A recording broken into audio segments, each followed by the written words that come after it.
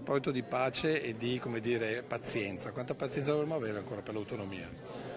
Ma guardi, io le dico che intanto ho fatto le audizioni alle bicamerali e sono andate bene, vedo che si dibatte. Qualcuno vede sempre in negativo questi dibattiti come quello del ministro Tria, a parte il fatto che il ministro Tria alla fine del suo intervento ha detto si va avanti con l'autonomia.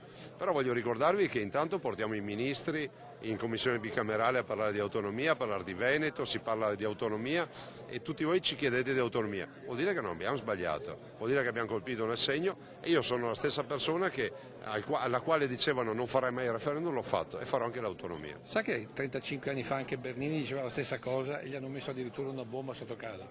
Beh, insomma, adesso non porti sfiga, però voglio dire una roba, Bernini non aveva fatto il referendum, io sì. Non tifo perché il governo se ne vada a casa, se no vuol dire che il mio contratto salta. E siccome in quel contratto ci sono opere pubbliche, c'è la promozione dell'economia, sono tante partite importanti e la prima fra tutte, la madre di tutte le battaglie è l'autonomia, se cade il governo vuol dire che non si fa l'autonomia. Quindi è bene che ci facciano l'autonomia e anche velocemente.